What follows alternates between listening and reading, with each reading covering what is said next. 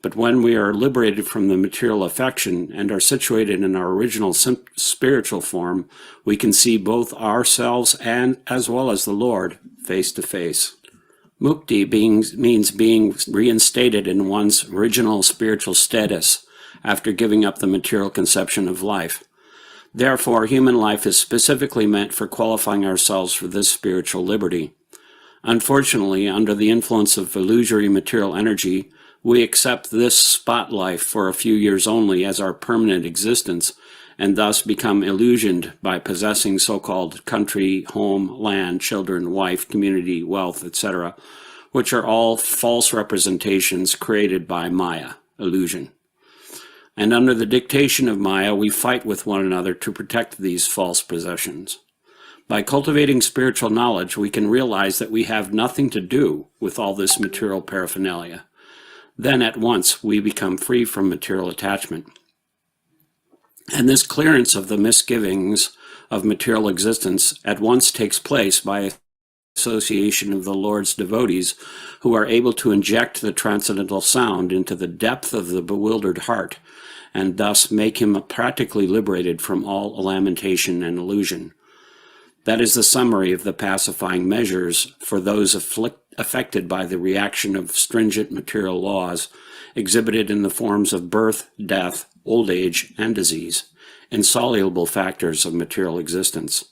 The victims of war, namely the family members of the Kurus, were lamenting the problems of death, and the Lord pacified them on the basis of knowledge. Text 5. The clever Duryodhana and his party cunningly usurped the kingdom of Yudhishthir, who had no enemy. By the grace of the Lord, the recovery was executed, and the unscrupulous kings who joined with Duryodhana were killed by him.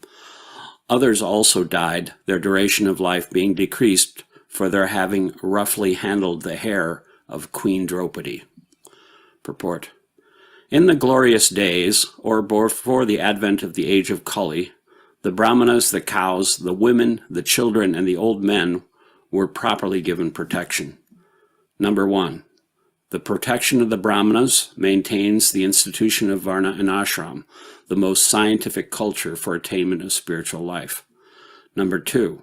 The protection of cows maintains the most miraculous form of food, i.e. milk, for maintaining the finer tissues of the brain for understanding higher aims of life. Number 3. The protection of women maintains the chastity of society by which we can get good generation for peace, tranquility, and progress of life. Number 4. The protection of children gives the human form of life its best chance to prepare the way for liberty from material bondage. Such protection of children begins from the very day of begetting a child by the purificatory process of Garbhadan Samskar, the beginning of pure life. Number 5. The protection of the old men gives them a chance to prepare themselves for better life after death. This complete outlook is based on factors leading to successful humanity as against the civilization of polished cats and dogs. The killing of these innocent creatures is totally forbidden because even by insulting them, one loses one's duration of life. In the age of Kali, they are not properly protected. Therefore, the duration of life of the present generation has shortened considerably. In the Bhagavad Gita, it is stated that when the women become unchaste for want of proper protection, there are unwanted children called Varna Sankaras. To insult a chaste woman means to bring about disaster in the duration of life. Dushashan, the brother of Duryodhana, insulted Draupadi, an ideal chaste lady, and therefore the miscreants died untimely. These are some of the stringent laws of the Lord mentioned above. Text 6. Lord Sri Krishna caused 3 well-performed Ashvamedha Yagas, horse sacrifices, to be conducted by Maharaj Yudhisthira, and thus caused his virtuous fame to be glorified in all directions, like that of Indra, who had performed 100 such sacrifices. Purport. This is something like the preface of the performances of Ashvamedha Yaga by Maharaj Yudhisthira. The comparison of Maharaj Yudhisthira to the King of Heaven is significant. The King of Heaven is thousands and thousands of times greater than Maharaj Yudhisthira in opulence, yet the fame of Maharaj Yudhisthira was not less. The reason is that Maharaj Yudhisthira was a pure devotee of the Lord, and by his grace only he was on the level of the King of Heaven, even though King Yudhisthira performed only 3 jagas, whereas the King of Heaven performed hundreds. That is the prerogative of the devotee of the Lord. The Lord is equal to everyone, but a devotee of the Lord is more glorified because he is always in touch with the All-Great. The sun rays are equally distributed, but still there are some places which are dark always. This is not due to the sun, but to the receptive power. Similarly, those who are cent% devotees of the Lord get the full-fledged mercy of the Lord, which is always equally distributed everywhere. Text 7. Lord Sri Krishna thus prepared for his departure. He invited the sons of Pandu, having been worshipped by the Brahmanas headed by Srila Vyasadeva. The Lord also reciprocated greetings. Purport. Apparently, Lord Sri Krishna was a Kshatriya and was not worshipable by the Brahmanas. But the Brahmanas present there, headed by Srila Vyasadeva, all knew him to be the personality of Godhead, and therefore they worshipped him. But the Lord reciprocated the greetings just to honor the social order that a Kshatriya is obedient to the orders of the Brahmanas. Although Lord Krishna was always offered the respects of the Supreme Lord from all responsible quarters, the Lord never deviated from the customary usages between the 4 orders of society. The Lord purposefully observed all these social customs so that others would follow him in the future. Text 8. As soon as he seated himself on the chariot to start for Dwarka, he saw Uttara hurrying toward him in fear. Purport. All members of the family of the Pandavas were completely dependent on the protection of the Lord, and therefore the Lord also protected all of them in all circumstances. The Lord protects everyone, but one who depends completely upon him is especially looked after by the Lord. The father is more attentive to the little son who is exclusively dependent on the father. Text 9. Uttara said, O Lord of Lords, Lord of the universe, you are the greatest of the mystics. Please protect me, for there is no one else who can save me from the clutches of death in this world of duality. Purport. This material world is the world of duality in contrast with the oneness of the absolute realm. The world of duality is composed of matter and spirit, whereas the absolute world is complete spirit without any tinge of material qualities. In the dual world, everyone is falsely trying to become master of the world, whereas in the absolute world, the Lord is the absolute Lord, and all others are his absolute servitors. In the world of duality, everyone is envious of all others, and death is inevitable due to the dual existence of matter and spirit. The Lord is the only shelter of fearlessness for the surrendered soul. No one can save himself from the cruel hands of death in the material world without having surrendered himself at the lotus feet of the Lord. Text 10. Lord, you are all-powerful. A fiery arrow is coming toward me fast. My Lord, let it burn me personally, if you so desire, but please do not let it burn and abort my embryo. Please do me this favor, my Lord. Purport. This incident took place after the death of Abhimanyu, the husband of Uttara. As the widow of Abhimanyu, she should have followed the path of her husband, but because she was pregnant and Maharaj Parikshit is a great devotee of the Lord, was lying in embryo, she was responsible for his protection. The mother of a child has a great responsibility in giving all protection to the child, and therefore she was not ashamed to express this frankly before Lord Krishna. Uttara was the daughter of a great king, the wife of a great hero, and student of a great devotee, and later she was the mother of a good king also. She was fortunate in every respect. Text 11. Sutta Goswami said, Lord Sri Krishna, who is always very much affectionate to his devotees, having patiently heard her words, could at once understand that Ashwatthama, the son of Dronacharya, had thrown the Brahmastra to finish the last life in the Panduva family. Purport. The Lord is impartial in every respect, but still he is inclined toward his devotees because there is a great necessity for this for everyone's well-being. The Panduva family is a family of devotees, and therefore the Lord wanted them to rule the world. That was the reason that he vanquished the rule of the company of Duryodhana and established the rule of King Yudhishthira. Therefore he wanted to protect Maharaj Parikshit, who was lying in embryo. He did not like the idea that the world should be without the Pandavas, the ideal family of devotees. Text 12. O foremost among the great thinkers, Munis, Shaunaka, seeing the glaring Brahmastra proceeding toward them, the Pandavas took up their 5 respective weapons. Purport. The Brahmastras are finer than the nuclear weapons. Ashwatthama discharged Brahmastras simply to kill the Pandavas, namely the 5 brothers headed by Maharaj Yudhishthira and their only grandson lying within the womb of Uddara.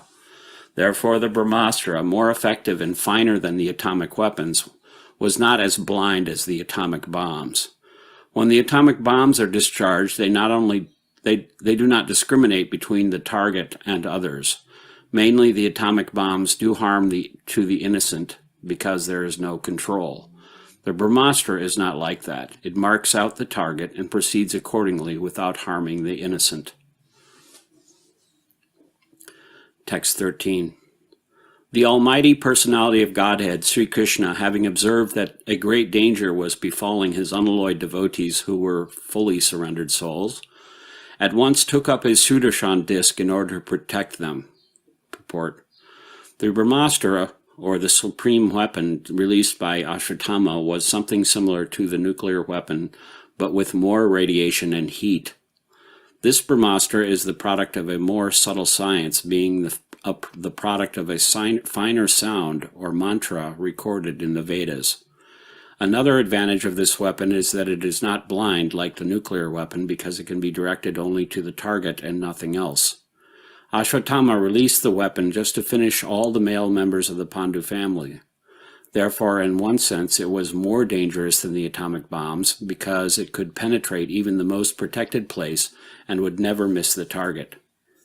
Knowing all this, Lord Shri Krishna took up at once his personal weapon to protect his devotees who did not know anyone other than Krishna.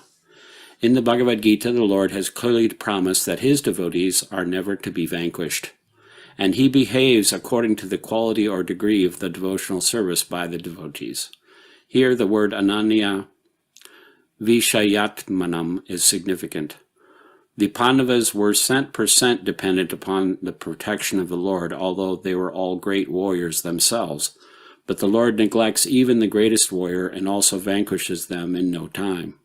When the Lord saw that there was no time for the Pandavas to counteract the Brahmastra of Ashwatthama, he took up the weapon even at the risk of breaking his own vow. Although the battle of Kurukshetra was almost finished, still, according to his vow, he should not have taken up his own weapon. But the emergency was more important than the vow. He is better known as Bhaktavatsal, or the lover of his devotee, and thus he preferred to continue as Bhaktavatsal than to be a worldly moralist who never breaks his solemn vow. Text 14. The Lord of Supreme Mysticism, Shri Krishna, resides within everyone's heart as the Paramatma. As such, just to protect the progeny of the Kuru dynasty, he covered the embryo of Uttara by his personal energy. Purport. The Lord of the Supreme Mysticism can simultaneously reside within everyone's heart, or even within the atoms, by his Paramatma feature, his plenary portion. Therefore, from within the body of Uttara, he covered the embryo to save Maharaj Parikshit and protect the progeny of Maharaj Kuru, in which King Pandu was also a descendant. Both the sons of Dhritarashtra and those of Pandu all belonged to the same dynasty of Maharaj Kuru. Therefore, both of them were generally known as Kurus. But particularly when there were differences between the two brothers' families, the sons of Dhritarashtra were known as the Kurus, while the sons of the Pandu were known as the Pandavas. Since the sons and grandsons of Dhritarashtra were all killed in the battle of Kurukshetra, the last son of the dynasty is thus designated as the son of the Kurus. Text 15. O Sanaka, although the supreme Brahmastra weapon released by Ashwatthama was irresistible and without check or counteraction, when confronted by the strength of Vishnu, Lord Krishna, it was neutralized and foiled. Purport. In the Bhagavad Gita, it is said that the Brahmajyoti, or the glowing effulgence transcendental, is resting on Lord Krishna. In other words, the glowing effulgence known as Brahma Tejas is nothing but the rays of the Lord, just as the sun rays are rays of the sun disk. So this Brahma weapon also, although materially irresistible, could not surpass the supreme strength of the Lord. The weapon called Brahmasiras, released by Ashwatthama, was neutralized and foiled by Lord Shri Krishna by his own energy. That is to say, he did not wait for any other's help, because he is absolute. Text 15. O Brahmanas, do not think this to be especially wonderful in the activities of the mysterious and infallible personality of Godhead.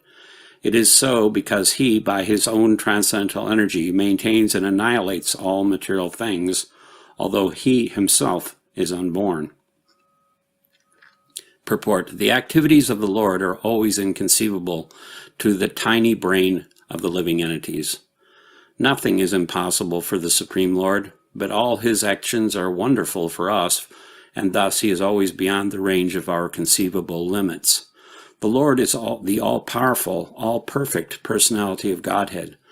The Lord is cent% perfect, whereas others, namely Brahma, Narayan, Shiva, the demigods, and all other living beings, possess only different percentages of such perfection. No one is equal to or greater than him. He is unrivaled. Text 17.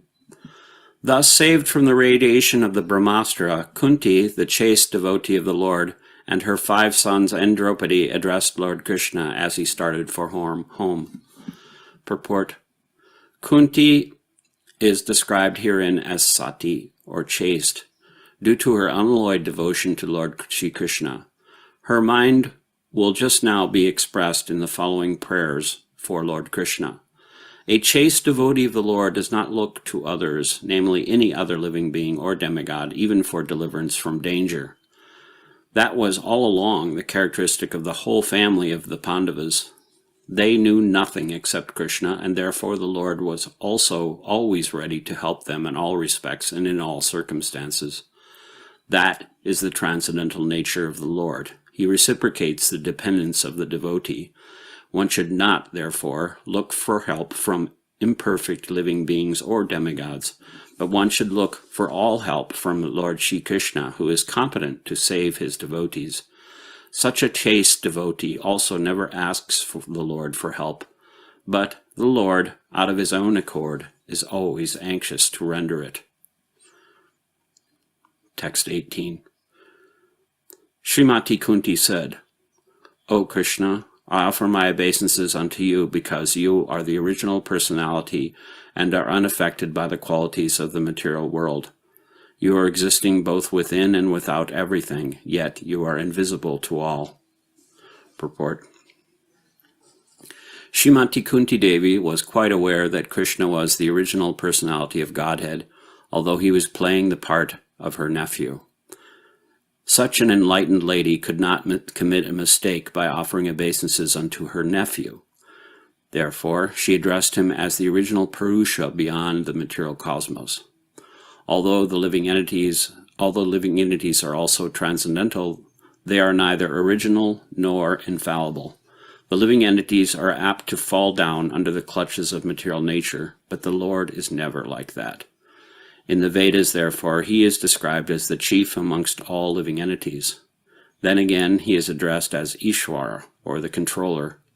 The living entities, or the demigods, like Indra, Chandra, Surya, etc., are also to some extent Ishwar, but none of them is the supreme Ishwar, or the ultimate controller.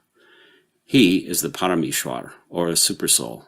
He is both within and without. Although he was present before Srimati Kunti as her nephew, he was also within her and everyone else. In the Bhagavad Gita, the Lord says, in 15:15, I am situated in everyone's heart, and due to me only, one remembers, forgets, and is cognizant, etc. Through all the Vedas I am to be known, because I am the compiler of the Vedas, and I am the teacher of the Vedanta. End quote. Queen Kunti affirms that the Lord, although both within and without all living beings, is still invisible.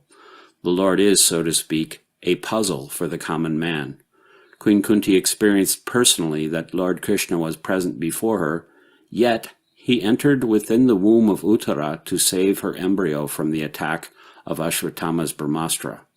Kunti herself was puzzled whether Sri Krishna is all-pervasive or localized. In fact, he is both, but he reserves the right of not being exposed to persons who are not surrendered souls. This checking curtain is called the Maya energy of the Supreme Lord, and it controls the limited vision of the rebelled soul. It is explained as follows. Text 19.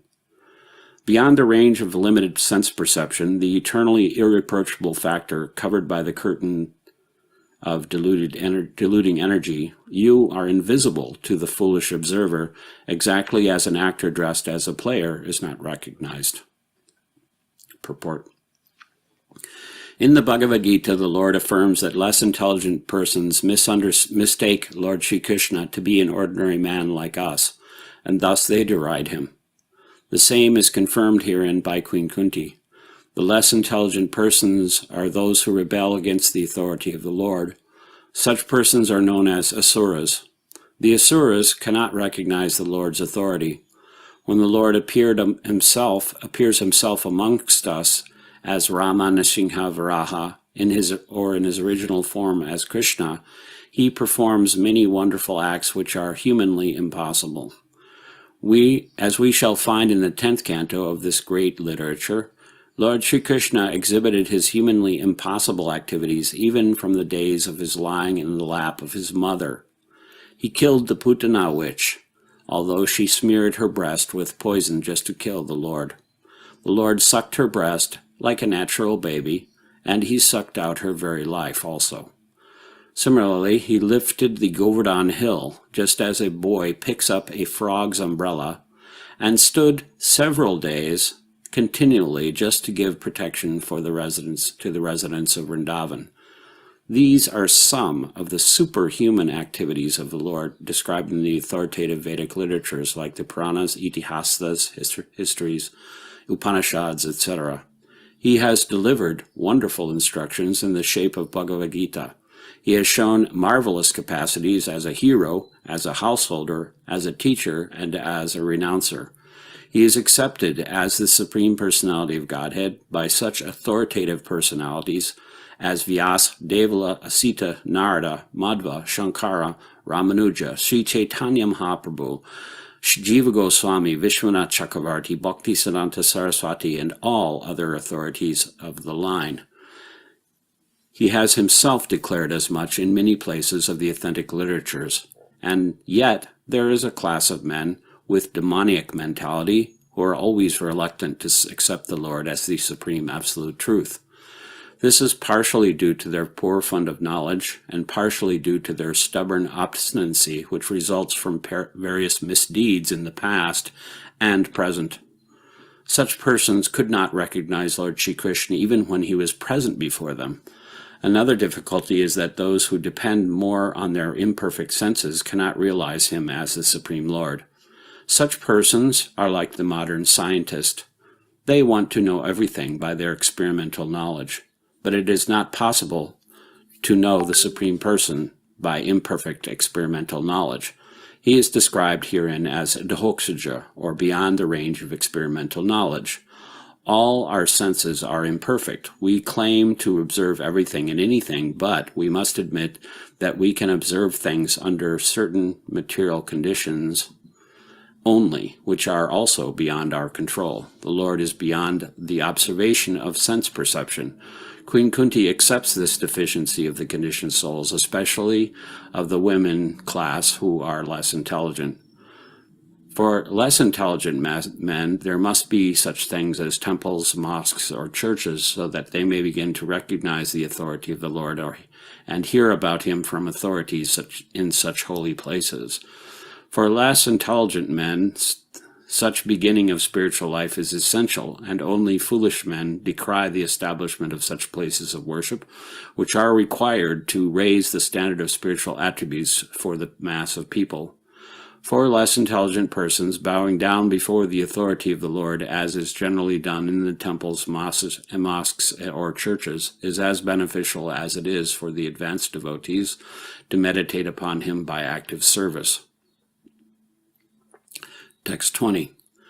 You yourself descend to propagate the transcendental science of devotional service unto the hearts of the advanced transcendentalists and mental speculators who are purified by being able to discriminate between matter and spirit. How then can we women know you perfectly? Purport. Even the greatest philosophical speculators cannot have access to the region of the Lord. It is said in the Upanishads that the supreme truth, absolute personality of Godhead, is beyond the range of the thinking power of the greatest philosopher. He is unknowable by great learning or by the greatest brain. He is knowable only by one who has his mercy. Others may go on thinking about him for years together, yet he is unknowable. This very fact is corroborated by the queen, and she is playing the part of an innocent woman. Women in general are unable to speculate like philosophers, but they are blessed by the Lord because they believe at once in the superiority and almightiness of the Lord, and thus they offer obeisances without reservation. The Lord is so kind that he does not only show special favor to one who is a great philosopher, he knows the sincerity of purpose. For this reason only, women generally assemble in great number in any sort of religious function. In every country and in every sect of religion, it appears that the women are more interested than the men. This simplicity of acceptance of the authority of the Lord is more effective than showy, insincere religious fervor. Text 21. Let me therefore offer my respectful obeisances unto the Lord, who has become the son of Vasudeva, the pleasure of Devaki, the boy of Nanda, and the other cowherd men of Vrindavan, and the enlivener of the cows and the senses. Purport. The Lord, being thus unapproachable by any material assets, out of unbounded and causeless mercy descends on the earth, as he is, in order to show his special mercy upon his unalloyed devotees and to diminish the upsurges of the demoniac persons. Queen Kunti specifically adores the incarnation or descent of Lord Krishna above all other incarnations, because in this particular incarnation he is more approachable. In the Ram incarnation he remained a king's son from his very childhood, but in the incarnation of Krishna, although he was the son of a king, he at once left the shelter of his real father and mother, King Vasudeva and Queen Devaki, just after his appearance, and went to the lap of Yasoda Mai to play the part of an ordinary cowherd boy in the blessed Vrajabhumi, which is very sanctified because of his childhood pastimes. Therefore, Lord Krishna is more merciful than Lord Ram. He was undoubtedly very kind to Kunti's brother Vasudeva and the family. Had he not become the son of Vasudeva and Devaki, Queen Kunti could not claim him to be her nephew, and thus address Krishna in paternal affection. But Nanda and Yashoda are more fortunate because they could relish the Lord's childhood pastimes, which are more attractive than all other pastimes. There is no parallel to his childhood pastimes as exhibited in Vrajabhumi, which are the prototypes of his eternal affairs in the original Krishna Loka, described as the Chintamani Dham in the Brahma Samhita.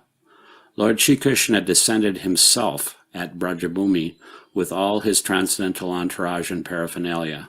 Sri Chaitanya Mahaprabhu therefore confirmed that no one is as fortunate as the residents of Vrajabhumi, and especially the cowherd girls who dedicated their everything for the satisfaction of the Lord.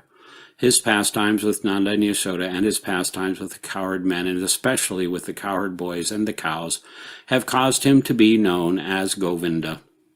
Lord Krishna as Govinda is more inclined to the brahmanas and the cows, thereby indicating that human prosperity depends more or less on these two items, namely Brahminical culture and cow protection.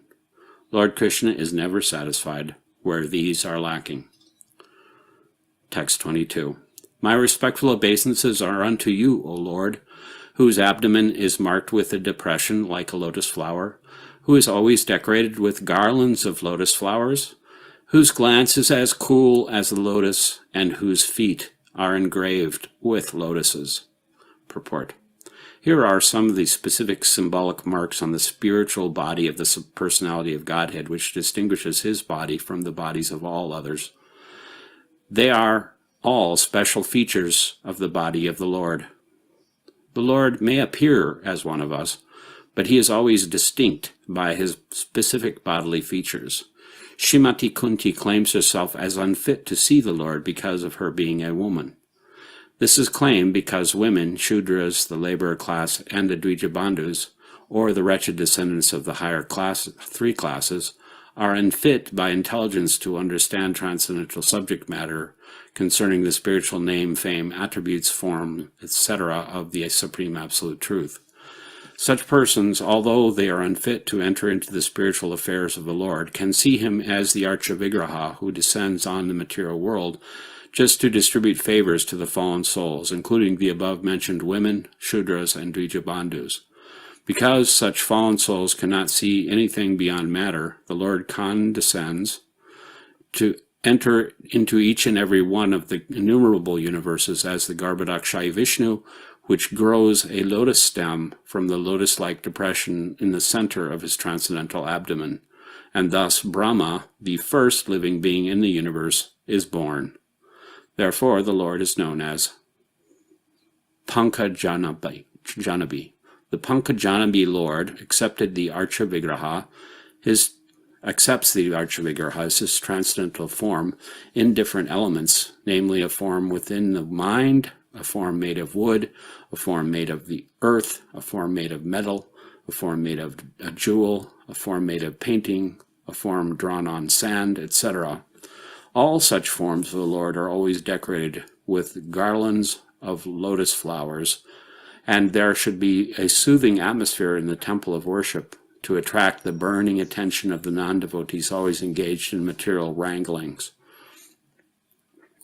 The meditators worship the form within the mind. Therefore, the Lord is merciful even to the women, the Shudras, the Dvijabandhus, provided they agree to visit the temple of worship in different forms made for them. Such temple visitors are not idolaters, is alleged by some men with poor fund of knowledge. All the great acharyas established such temples of worship in all places to favor the less intelligent, and one should not pose himself as transcending the stage of temple worship in which one is actually in the category, while one is actually in the category of the Shudras or the women or less. One should begin to see the Lord from his lotus feet, gradually rising to his thighs, waist, chest, and face. One should not try to look at the face of the Lord without being accustomed to seeing the lotus feet of the Lord. Srimati Kunti, because of her being the aunt of the Lord, did not begin to see the Lord from the lotus feet because the Lord might feel ashamed, and thus Kunti Devi, just to save the painful situation for the Lord, began to see the Lord just above his lotus feet, from the waist of the Lord, gradually rising to the face, and then down to the lotus feet. In the round, everything is there in order. Text 23. O Hrishikesh, master of the senses and Lord of lords, you have released your mother Devaki, who was long imprisoned and distressed by the envious King Kamsa, and myself and my children from a series of constant dangers. Purport. Devaki, the mother of Krishna and wife of King Kamsa, was put into prison along with her husband Vasudeva because the envious king was afraid of being killed by the eighth son, Krishna, of Devaki. Therefore, He killed all the sons of Devaki who were born before Krishna. But Krishna escaped the danger of child slaughter because he was transferred to the house of Nanda Maharaj, Lord Krishna's foster father. Kunti Devi was also saved from the series of dangers along with her children. But Kunti Devi was shown more favor because Lord Krishna did not save the other children of the Devaki, whereas he saved the children of Kunti Devi. This was done because Devaki's husband, Vasudeva, was living, but Kunti Devi was a widow, and there was none to help her except Krishna. The conclusion is that Krishna endows more favor to a devotee who is in greater dangers. Sometimes he puts his pure devotees in such dangers because in that condition of helplessness, the devotee becomes more attached to the Lord. The more the attachment is there for the Lord, the more success there is for the devotee. Text 24. My dear Krishna, your lordship has protected us from a poisoned cake, from a great fire, from cannibals, from the vicious assembly, from sufferings during our exile in the forest, and from the battle where great generals fought. And now you have saved us from the weapon of Ashvatthama. Purport. The list of dangerous encounters is submitted herein. Devaki was once put into difficulty by her envious brother, otherwise she was well. But Kunti Devi and her sons were put into one difficulty after another for years and years together. They were put into trouble by Duryodhana and party due to the kingdom, and each and every time the sons of Kunti were saved by the Lord. Once Bhima was administered poison in a cake form, and once they were put into the house made of shellac and set afire, and once Draupadi was dragged out and attempts were made to insult her by stripping her naked in the vicious assembly of the Kurus. The Lord saved Draupadi by supplying immeasurable length of cloth, and Duryodhana's party failed to see her naked. Similarly, when they were exiled in the forest, Bhima had to fight with the man-eater demon Hidimba Rakshasa, but the Lord saved him. So it was not finished there. After all these tribulations, there was the great battle of Kurukshetra, and Arjuna had to meet such great generals as Drona, Bhishma, Karna, etc., all powerful fighters. And at last, even when everything was done away with, there was the Brahmastra released by the son of Duryodhana within the womb of Uttara, and so the Lord saved the only surviving descendant of the Kurus, Maharaj Parikshit. Translation. I wish that all those calamities would happen again and again, so that we can see you again and again. For seeing you means we will no longer see repeated births and deaths. Purport. Generally, the distressed, the needy, the intelligent, and the inquisitive who have performed some pious activities worshipped or begin to worship the Lord. Others, who are thriving on misdeeds only, regardless of status, cannot approach the Supreme due to being misled by the illusory energy. Therefore, for a pious person, if there is some calamity, there is no other alternative than to take shelter of the lotus feet of the Lord. Constantly remembering the lotus feet of the Lord means preparing for liberation from birth and death. Therefore, even though there are some so-called calamities, they are welcome because they give us an opportunity to remember the Lord, which means liberation. One who has taken shelter of the lotus feet of the Lord, which are accepted as the most suitable boat for crossing the ocean of nescience, can be liberated as easily as one leaps over the holes made by the hooves of a calf. Such persons are meant to reside in the abode of the Lord, and they have nothing to do with the place where there is danger at every step. This material world is certified by the Lord in the Bhagavad Gita as a dangerous place full of calamities. Less intelligent persons prepare plans to adjust to those calamities without knowing that the nature of this place itself is full of calamities. They have no information of the abode of the Lord, which is full of bliss and without a trace of calamity. The duty of the sane person is, therefore, not to be disturbed by the worldly calamities, which are sure to happen in all circumstances, But, suffering all sorts of unavoidable misfortunes, one should make progress in spiritual realization, because that is the mission of human life. The spirit soul is transcendental to all material calamities, therefore the so-called calamities are called false. A man may see a tiger swallowing him in a dream, and he may cry for this calamity. Actually, there is no tiger and there is no suffering, but it is simply a case of dreams. In the same way, all calamities of life are said to be dreams. If someone is lucky enough to get in contact with the Lord by devotional service, it is all gain. Contact with the Lord by any one of the 9 devotional services is always a forward step on the path of going back to Godhead. Text 26. My Lord, your Lordship can easily be approached, but only by those who are materially exhausted.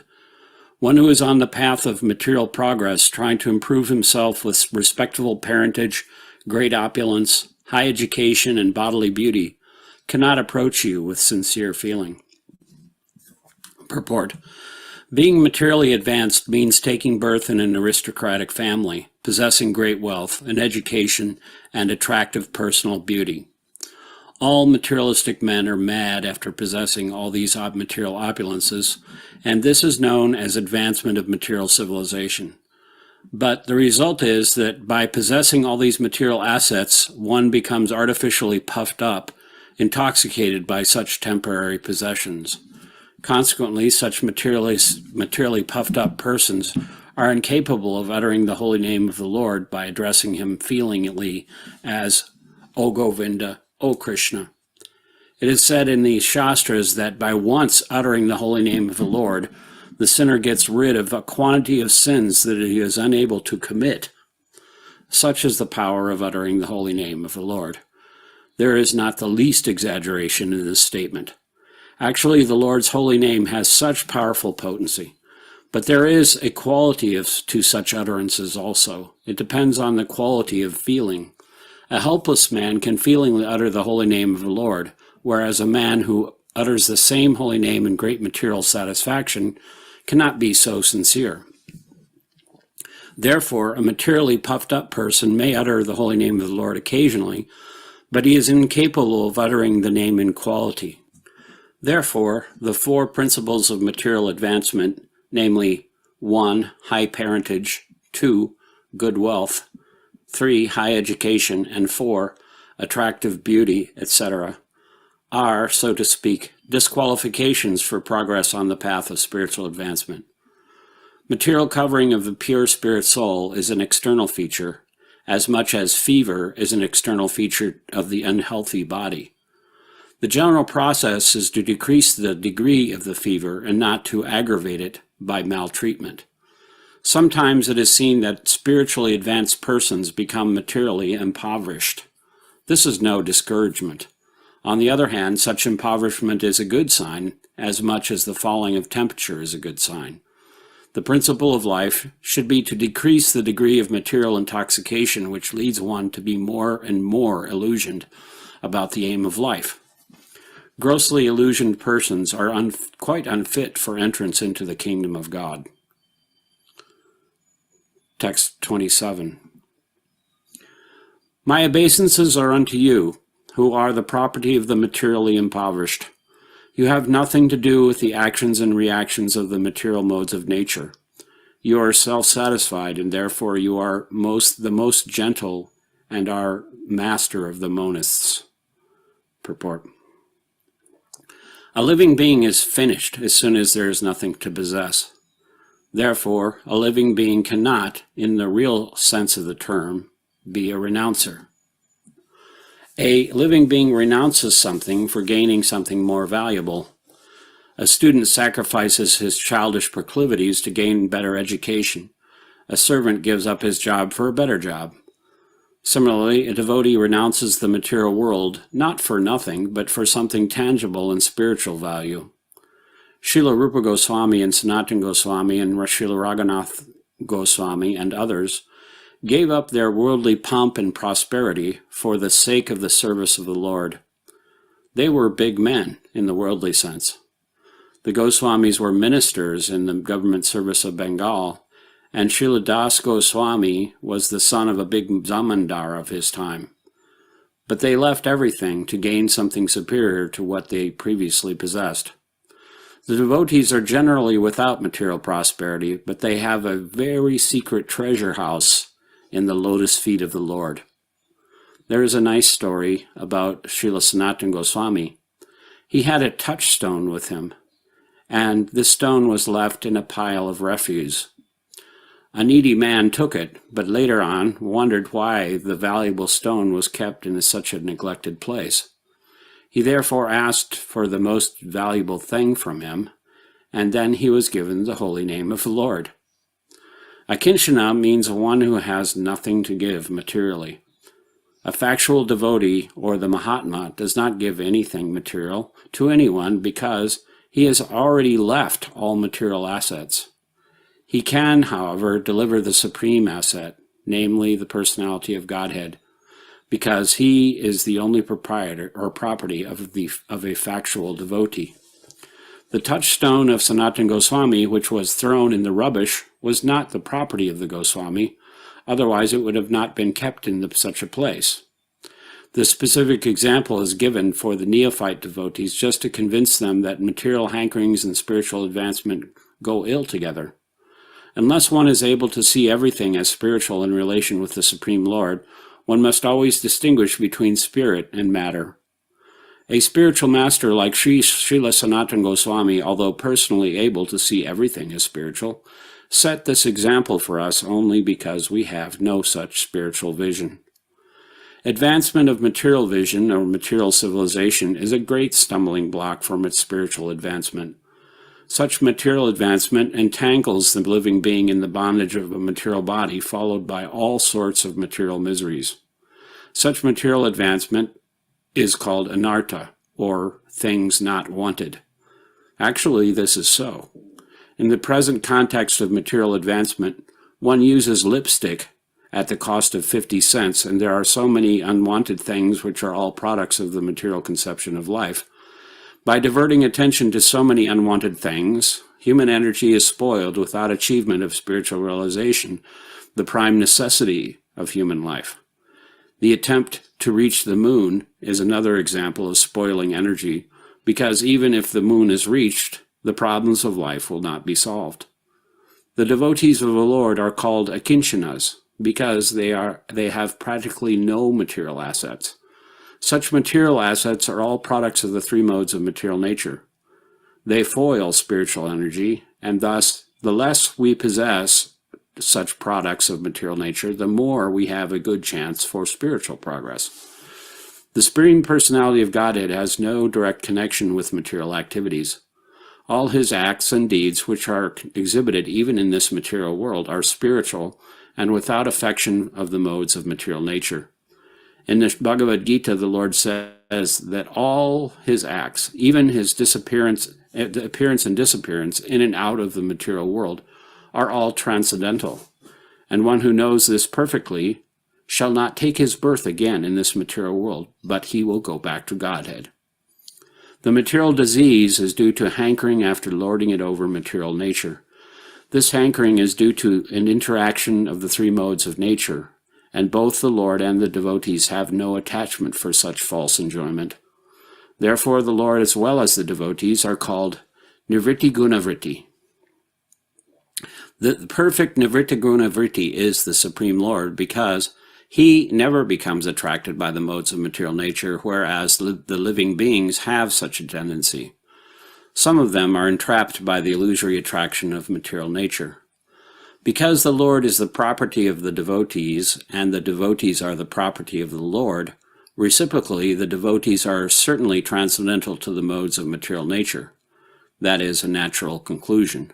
Such unalloyed devotees are distinct from the mixed devotees who approach the Lord for mitigation of miseries and poverty, inquisitiveness and speculation. The unalloyed devotees of the Lord are transcendentally attached to one another. For others, the Lord has nothing to reciprocate, and therefore he is called Atmaram, self-satisfied. Self-satisfied as he is the master of all monists who seek to merge into the existence of the Lord. Such monists merge within the personal effulgence of the Lord, called the Brahmajyoti, but the devotees enter into the transcendental pastimes of the Lord, which are never to be misunderstood as material. Text 28. My Lord, I consider your Lordship to be eternal time, the supreme controller, without beginning and end, the all-pervasive one. In distributing your mercy, you are equal to everyone. The dissensions between living beings are due to social intercourse. Purport. Kunti Devi knew that Krishna was neither her nephew nor an ordinary family member of her paternal house. She knew perfectly well that Krishna is the primeval Lord who lies within everyone's heart as the Supersoul Paramatma. Another name of the Paramatma feature of the Lord is Kala, or eternal time. Eternal time is the witness of all our actions, good and bad, and thus resultant reactions are destined by him. There is no use in saying that we do not know why or for what we are suffering. We may forget the misdeed for which we may suffer at the present moment, but we must remember that Paramatma is our constant companion, and therefore he knows everything, past, present, and future. And because the Paramatma feature of Lord Krishna destines all actions and reactions, he is the supreme controller also. Without his sanction, not a blade of grass can move. That living beings are given as much freedom as they deserve, and misuse of that freedom is the cause of suffering. The devotees of the Lord do not misuse up their freedom, and therefore they are good sons of the Lord. Others, who misuse freedom, are put into miseries destined by the eternal Kala. The Kala offers the conditioned souls both happiness and miseries. It is all predestined by eternal time. As we have miseries uncalled for, so we may have happiness also without being asked, for they are all predestined by Kala. No one is therefore either an enemy or friend of the Lord. Everyone is suffering or enjoying the result of his own destiny. This destiny is made by the living beings in course of social intercourse. Everyone wants here to lord it over the material nature, and thus everyone creates his own destiny under the supervision of the Supreme Lord. He is all-pervading, and therefore he can see everyone's activities. And because the Lord has no beginning or end, he is known also as the eternal time, Kala. Text 29. O Lord, no one can understand your transcendental pastimes, which appear to be human, and so are misleading. You have no specific object of favor, nor do you have any object of envy. People only imagine that you are partial. Purport. The Lord's mercy upon the fallen souls is equally distributed. He has no one as the specific object of hostility. The very conception of the personality of Godhead as a human being is misleading. His pastimes appear to be exactly like a human being's, but actually they are transcendental and without any tinge of material contamination. He is undoubtedly known as partial to his pure devotees, but in fact, he is never partial, as much as the sun is never partial to anyone. By utilizing the sun rays, sometimes even the stones become valuable, whereas a blind man cannot see the sun, although there are enough sun rays before him. Darkness and light are two opposite conceptions, but this does not mean that the sun is partial in distributing its rays. The sun rays are open to everyone, but the capacities of the receptacles differ. Foolish people think that devotional service is flattering the Lord to get special mercy. Factually, the pure devotees who are engaged in the transcendental loving service of the Lord are not a mercantile community. A mercantile house renders service to someone in exchange of values. The pure devotee does not render service unto the Lord for such exchange, and therefore the full mercy of the Lord is open for him. Suffering and needy men, inquisitive persons, or the philosophers make temporary connections with the Lord to serve a particular purpose. When the purpose is served, there is no more relation with the Lord. A suffering man, if he is pious at all, prays to the Lord for his recovery, but as soon as the recovery is over, in most cases, the suffering man no longer cares to keep any connection with the Lord. The mercy of the Lord is open for him, but he is reluctant to receive it. That is the difference between a pure devotee and a mixed devotee. Those who are completely against the service of the Lord are considered to be in abject darkness, and those who ask for the Lord's favor only at the time of necessity are partial recipients of the mercy of the Lord, and those who are 100% engaged in the service of the Lord are full recipients of the mercy of the Lord. Such partiality of receiving the Lord's mercy is relative to the recipient, and it is not due to the partiality of the all-merciful Lord. When the Lord descends on this material world by his all-merciful energy, he plays like a human being, and therefore it appears that the Lord is partial to his devotees only, but that is not a fact. Despite such apparent manifestation of partiality, his mercy is equally distributed. In the battlefield of Kurukshetra, all persons who died in the fight before the presence of the Lord got salvation, without the necessary qualifications, because death before the presence of the Lord purifies the passing soul from the effects of all sins, and therefore the dying man gets a place somewhere in the transcendental abode. Somehow or other, if someone puts himself open in the sun rays, he is sure to get the requisite benefit of both by heat and ultraviolet rays. Therefore, the conclusion is that the Lord is never partial. It is wrong for the people in general to think of him as partial. Text 30. Of course, it is bewildering, O soul of the universe, that you work, although you are inactive, and that you take birth, although you are the vital force and the unborn. You yourself descend amongst animals, men, sages, and aquatics. Verily, this is bewildering. Purport.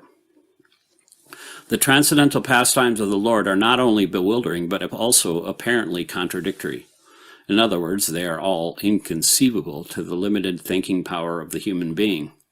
The Lord is the all-pervading supersoul of all existence, and yet he appears in the form of a boar amongst the animals, in the form of a human being as Ram, Krishna, etc., in the form of a rishi like Narayan, and in the form of an aquatic like a fish. Yet, it is said that he is unborn, that he has nothing to do. In the Shruti mantra, it is said that the Supreme Brahman has nothing to do. No one is equal to or greater than him. He has manifold energies, and everything is performed by him perfectly, by automatic knowledge, strength, and activity. All these prove, without a question, that the Lord's activities, forms, and deeds are all inconceivable to our limited thinking power. But because he is inconceivably powerful, everything is possible in him. Therefore, no one can calculate him exactly. Every action of the Lord is bewildering to the common man. He cannot be understood by the Vedic knowledge, but he can be easily understood by the pure devotees because they are intimately related with him. The devotees therefore know that although he appears amongst the animals, he is not an animal, nor a man, nor a rishi, nor a fish.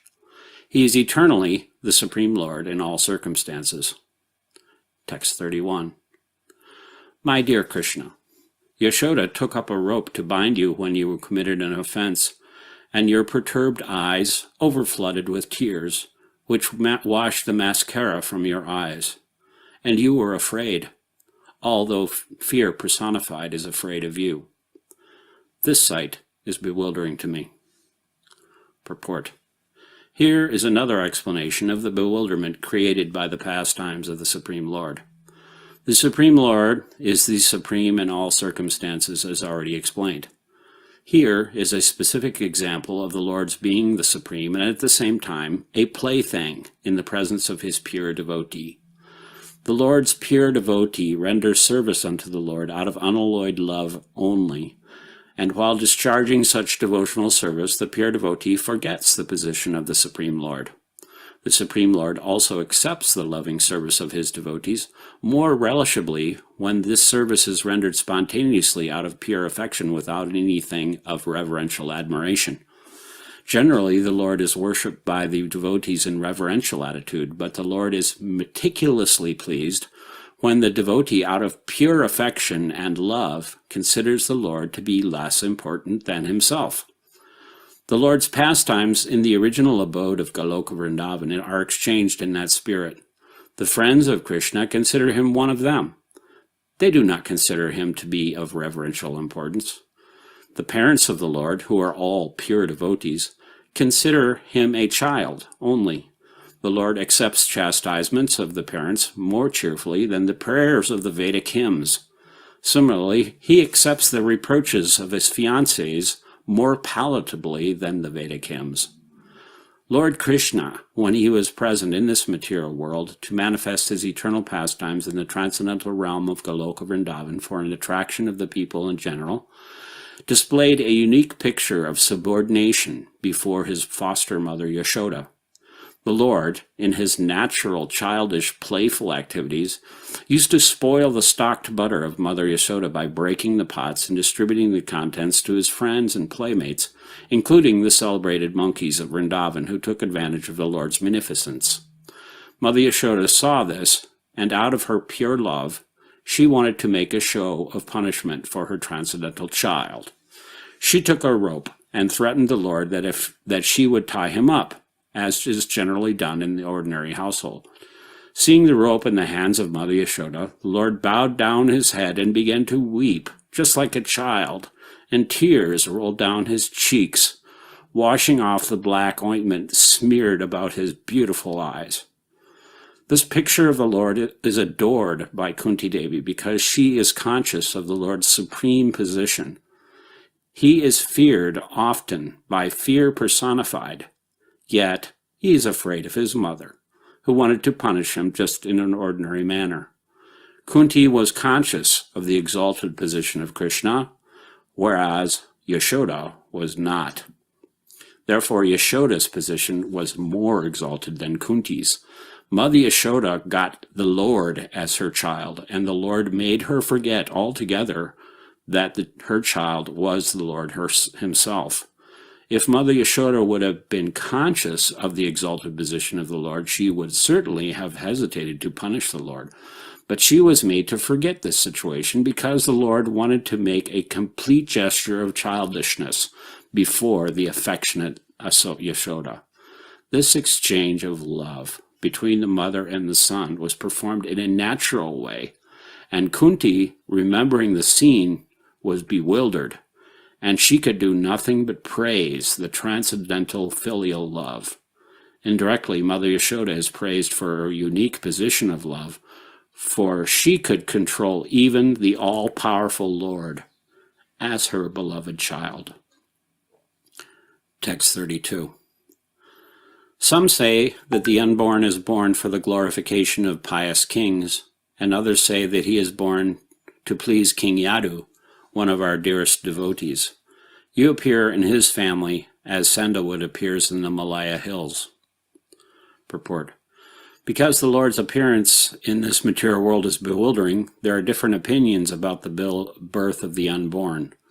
In the Bhagavad Gita, the Lord says that he takes his birth in the material world, although he is the Lord of all creations and is unborn. So there cannot be any denial of the birth of the unborn because he himself establishes the truth. But still there are different opinions as to why he takes his birth. This is also declared in the Bhagavad Gita. He appears by his own internal potency to reestablish the principles of religion and to protect the pious and to annihilate the impious. That is the mission of the appearance of the unborn. Still, it is said that the Lord is there to glorify the pious King Yudhishthira. Lord Shri Krishna certainly wanted to establish the kingdom of the Pandavas for the good of all in the world. When there is a pious king ruling over the world, the people are happy. When the ruler is impious, the people are unhappy. In the age of Kali, in most cases, the rulers are impious, and therefore the citizens are also continuously unhappy. But in the case of democracy, the impious citizens themselves send their representatives to rule over them, and therefore they cannot blame anyone for their unhappiness. Maharaj Nala was also celebrated as a great pious king, but he had no connection with Lord Krishna. Therefore, Maharaj Yudhishthira is meant here to be glorified by Lord Krishna. He had also glorified King Yadu, having taken his birth in the family. He is known as Yadava, Yadavira, Yadunandana, etc., although the Lord is always independent of such obligation. It is just like the sandalwood that grows in the Malaya hills. Trees can grow anywhere and everywhere, yet because the sandalwood grows mostly in the area of the Malaya hills, the name sandalwood and the Malaya hills are interrelated. Therefore, the conclusion is that the Lord is ever unborn, like the sun, and yet he appears as the sun rises on the eastern horizon. The sun is never the son of the eastern horizon, and so the Lord is no one's son, but he is the Father of everything that be. Text 33. Others say that since both Vasudeva and Devaki prayed for you, you have taken your birth as their son. Undoubtedly you are unborn, yet you take your birth for their welfare, and kill those who are envious of the demigods. Purport. It is also said that Vasudeva and Devaki, in their previous birth as Sutapa and Prishni, underwent a severe type of penance to get the Lord as their son, and as a result of such austerities the Lord appeared as their son. It is already declared in the Bhagavad Gita that the Lord appeared for the welfare of all people of the world, and to vanquish the asuras, or the materialistic atheists. Text 34. Others say that the world, being overburdened like a boat at sea, is much aggrieved, and that Brahma, who is your son, prayed for you, and so you have appeared to diminish the trouble. Purport. Brahma, or the first living being born just after the creation, is the direct son of Narayan. Narayan, as Garbhodakshayi Vishnu, first of all entered the material universe. Without spiritual contact, matter cannot create. This principle was followed from the very beginning of the creation. The Supreme Spirit entered the universe, and the first living being, Brahma, was born on a lotus flower grown out of the transcendental abdomen of Vishnu. Vishnu is therefore known as Padmanabha. Brahma is known as Atmabhu, because he was begotten directly from the Father without any contact of Mother Lakshmiji. Lakshmiji was present just before Narayan, engaged in the service of the Lord. Still, without contact with Lakshmiji, Narayan begot Brahma. That is the omnipotency of the Lord. One who foolishly considers Narayan like other living beings should take a lesson from this. Narayan is not an ordinary living being. He is the personality of Godhead himself, and he has all the potencies of all the senses in all parts of his transcendental body. An ordinary living being can beget a child by the intercourse of sex, but he has no other means to beget a child other than the one designed for him. But Narayan, being an omnipotent, is not bound to any condition of energy. He is complete and independent to do anything and everything by his various potencies very easily and perfectly. Brahma is therefore directly the son of the Father and was not put into the womb of a mother. He is therefore known as Atmabhu. This Brahma is in charge of further creations in the universe, secondarily reflected by the potency of the omnipotent. Within the halo of the universe, there is a transcendental planet known as Svetadvip, which is the abode of Kshirodakshayi Vishnu, the Paramatma feature of the Supreme Lord.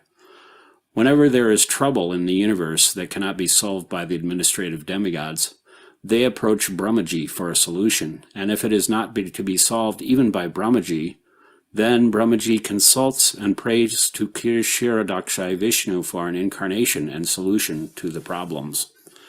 Such a problem arose when Kamsa and others were ruling over the earth, and the earth became too much overburdened by the misdeeds of the Asuras.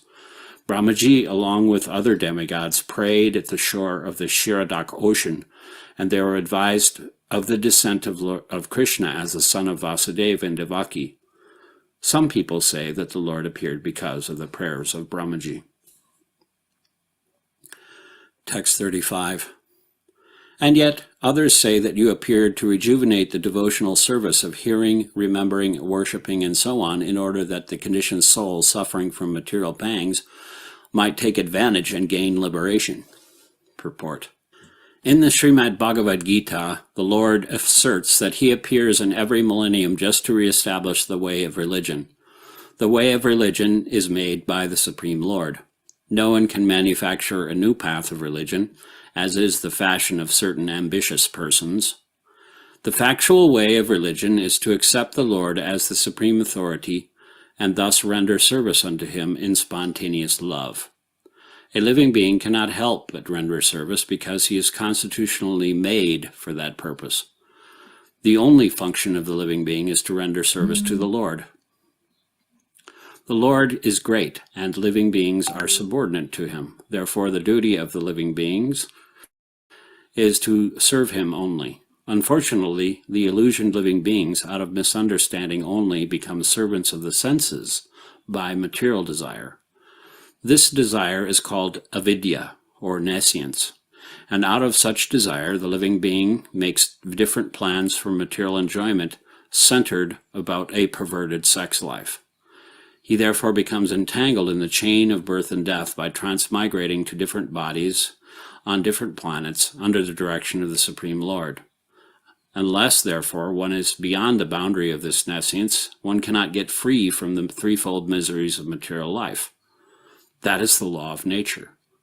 The Lord, however, out of his causeless mercy, because he is more merciful to the suffering living being than they can expect, appears before them and renovates the principles of devotional service comprised of hearing, chanting, remembering, serving, worshiping, praying, cooperating, and surrendering unto him. Adoption of all the above-mentioned items, or any one of them, can help a conditioned soul get out of the tangle of nescience and thus become liberated from all material sufferings created by the living being illusioned by the external energy. This particular type of mercy is bestowed upon the living being by the Lord in the form of Sri Chaitanya Mahaprabhu. Text 36.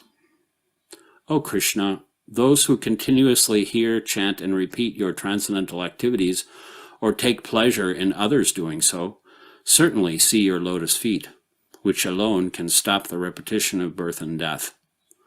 Purport.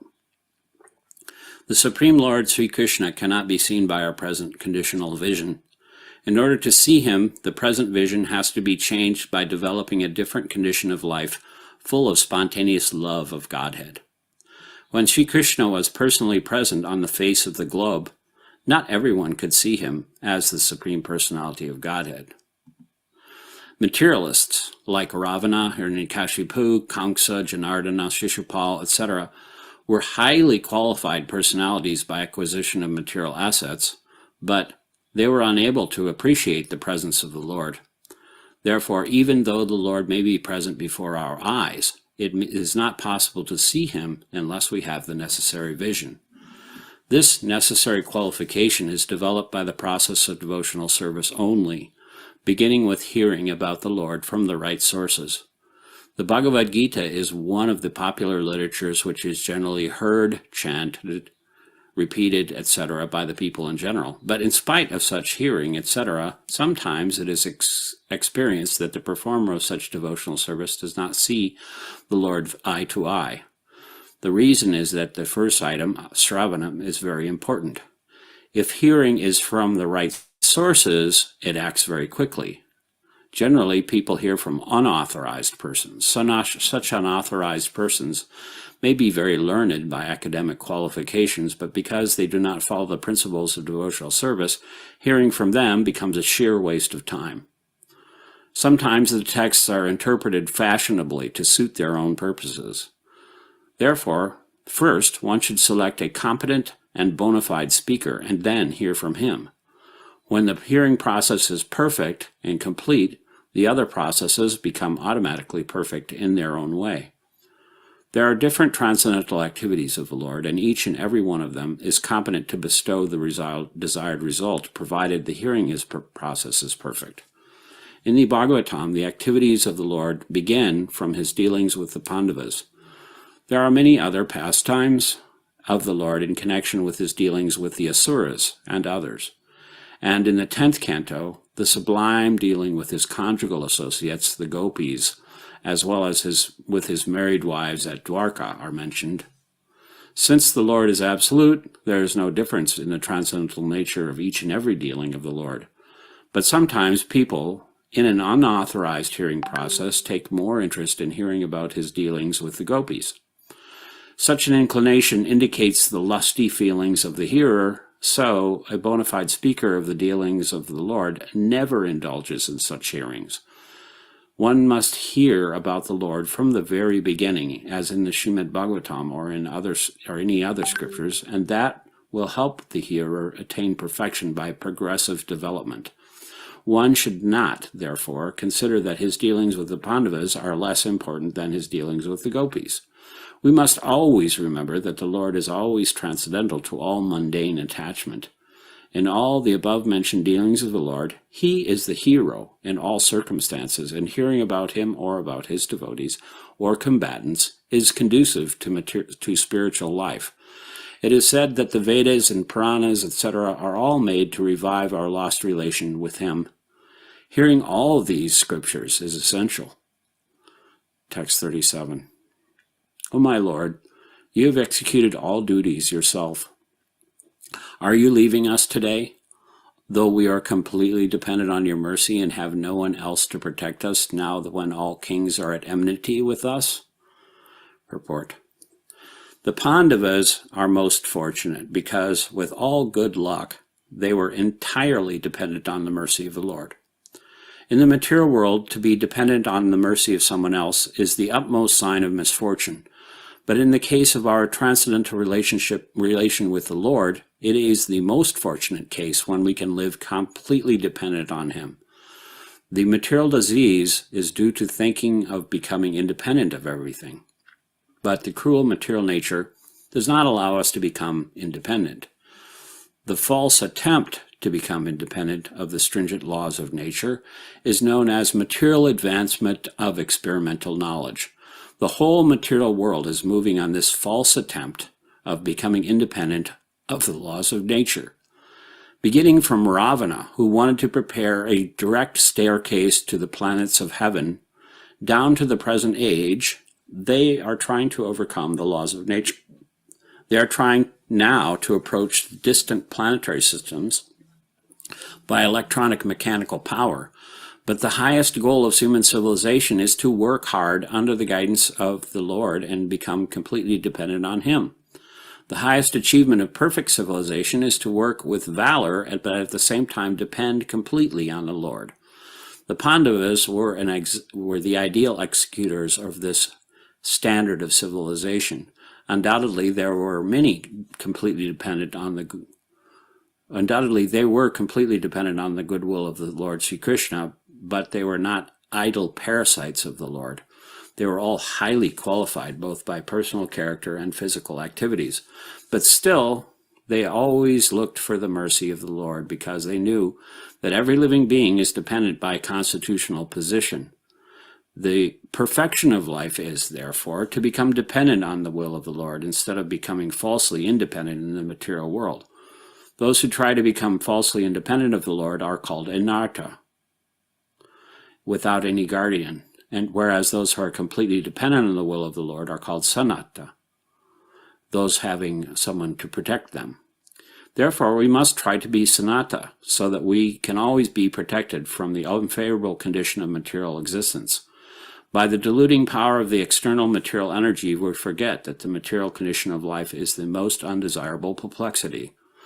The Bhagavad Gita therefore directs us in 7:19 that after many births, one fortunate person becomes aware of the fact that Vasudeva is all in all, and that the best way of leading one's life is to surrender unto him completely. That is the sign of a Mahatma. All the members of the Pandava family were Mahatmas in household life. Maharaj Yudhisthira was the head of these Mahatmas, and Queen Kunti Devi was the mother.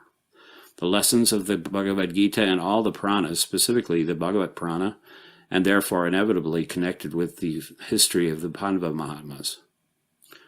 For them, separation from the Lord was just like separation of a fish from water.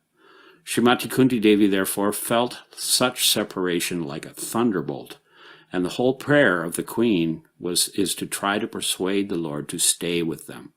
After the battle of Kurukshetra, although the inimical kings were killed, their sons and grandsons were still there to deal with the Pandavas. It is not only that the Pandavas who were put into the condition of enmity, but all of us are always in such a condition, and the best way of living is to become completely dependent on the will of the Lord and thereby overcome all difficulties of material existence. Text 38.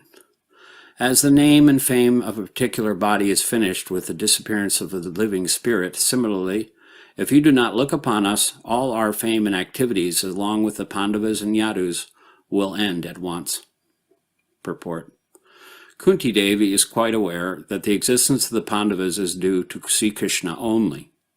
The Pandavas are undoubtedly well established in name and fame and are guided by the great King Yudhishthira, who is morality personified. And the Yadus are undoubtedly great allies, but without the guidance of Lord Krishna, all of them are non-entities, inasmuch as the senses of the body are useless without the guidance of consciousness. No one should be proud of his prestige, power, and fame without being guided by the favor of the Supreme Lord. The living beings are always dependent, and the ultimate dependable object is the Lord himself. We may, therefore, invent by our advancement of material knowledge all sorts of counteracting material resources, but without being guided by the Lord, all such inventions end in fiasco, however strong and stout the reactionary elements may be. Text 39. O Gadadhar, Krishna, our kingdom is now being marked by the impressions of your feet, and therefore it appears beautiful. But when you leave, it will no longer be so. Purport. There are certain particular marks on the feet of the Lord which distinguish the Lord from others. The marks of a flag, thunderbolt, an instrument to drive an elephant, umbrella, lotus, disc, etc. are on the bottom of the Lord's feet. These marks are impressed on the soft dust of the land where the Lord traverses. The land of Hastinapur was thus marked while Lord Krishna was there with the Pandavas, and the kingdom of the Pandavas thus flourished by such auspicious signs. Kunti Devi pointed out the distinguished features and was afraid of ill luck in the absence of the Lord. Text 40. All these cities and villages are flourishing in all respects because their herbs and grains are in abundance, the trees are full of fruits, the rivers are flowing, the hills are full of minerals, and the oceans full of wealth. And all this is due to your glancing over them. Purport. Human prosperity flourishes by natural gifts and not by gigantic industrial enterprises. The gigantic industrial enterprises are products of godless civilization, and they cause the destruction of the noble aims of human life.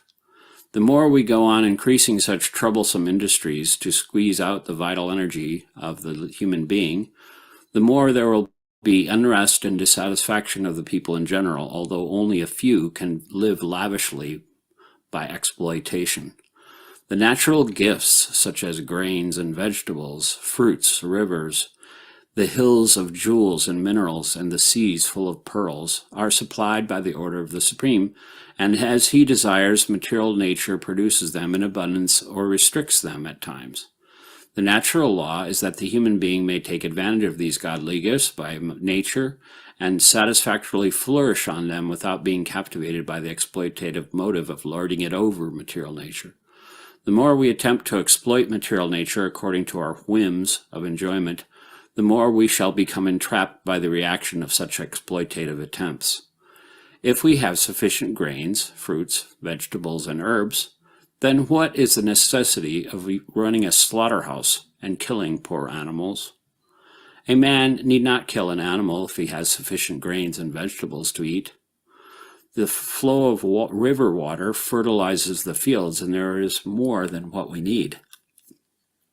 Minerals are produced in the hills and the jewels in the ocean. If the human civilization has sufficient grains, minerals, jewels, waters, milk, etc., then why should it hanker after terrible industrial enterprises at the cost of the labor of some unfortunate men? But all these natural gifts are dependent on the mercy of the Lord. What we need, therefore, is to be obedient to the laws of the Lord and achieve human perfection of life by devotional service. The indications by Kunti Devi are just to the point. She desires that God's mercy be bestowed upon them so that natural prosperity be maintained by His grace. Text 41. O Lord of the universe, soul of the universe, O personality of the form of the universe, please, therefore, sever my tie of affection for my kinsmen, the Pandavas and the Vrishnis. Purport. A pure devotee of the Lord is ashamed to ask anything in self-interest from the Lord, but the householders are sometimes obliged to ask favors from the Lord, being bound by the tie of family affection. Srimati Kunti Devi was conscious of this fact. Therefore, she prayed to the Lord to cut off the affectionate tie from her own kinsmen, the Pandavas and the Vrishnis. The Pandavas are her own sons, and the Vrishnis are the members of her paternal family. Krishna was equally related to both the families. Both the families required the Lord's help because both were dependent devotees of the Lord. Srimati Kunti Devi wished Sri Krishna to remain with her sons, the Pandavas, but by his doing so, her paternal house would be bereft of the benefit. All these partialities troubled the mind of Kunti, and therefore she desired to cut off the affectionate tie. A pure devotee cuts off the limited ties of affection for his family and widens his activities of devotional service for all forgotten souls. The typical example is the band of 6 Goswamis who followed the path of Lord Chaitanya. All of them belonged to the most enlightened and cultured rich families of the higher castes, but for the benefit of the massive population, they left their comfortable homes and became mendicants. To cut off all family affection means to broaden the field of activities. Without doing this, no one can be qualified as a Brahmana, a king, a public leader, or a devotee of the Lord. The personality of Godhead as an ideal king showed this by example. Sri Ramchandra cut off the tie of affection of his beloved wife to manifest the qualities of an ideal king. Such personalities as a Brahmana, a devotee, a king, a public leader, must be very broad-minded in discharging the respective duties. Weak as she was, Srimati Kunti Devi was conscious of this fact, and she prayed to be free from such bondage of family affection. The Lord is addressed as the Lord of the universe and the Lord of the universal mind, indicating his all-powerful ability to cut off the hard knot of material affection. Therefore, it is sometimes experienced that the Lord, out of his special affinity toward a weak devotee, breaks the family affection by force of circumstances by his all-powerful energy. By doing so, he causes the devotee to become more completely dependent upon him, and thus clears up the path for his going back to Godhead. Text 42. O Lord of Madhu, as the Ganges forever flows to the sea without hindrance, let my attraction be constantly drawn unto you, without being diverted to anyone else. Purport. Perfection of pure devotional service is attained when all attention is diverted toward the transcendental loving service of the Lord. To cut off all the tie of all other affections does not mean complete negation of the finer elements, like affection for someone else. This is not possible.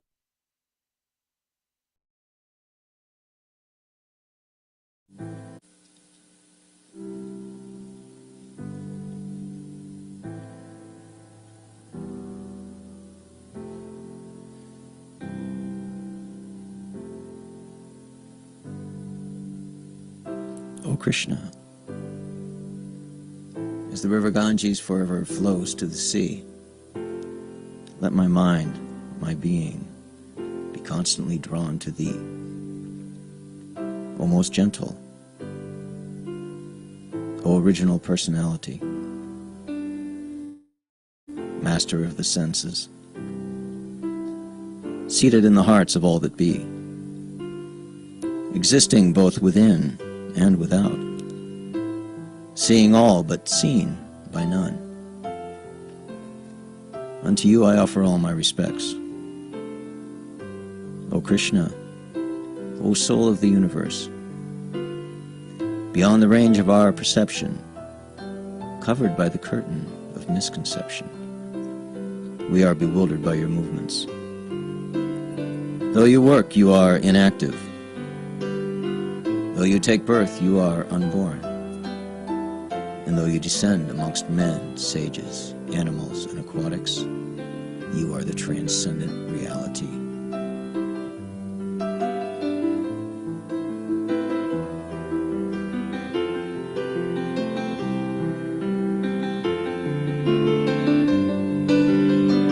And although you are unknown, above all that be, you reveal yourself to the surrendered souls who worship you in the core of their hearts. Unto you I offer all my respects. O Krishna, O eternal master and friend, once when you were a small child, your mother Yashoda took a rope to bind you. Your perturbed eyes filled with tears, and though fear personified is afraid of you, at that moment, you were afraid. How can I understand these things?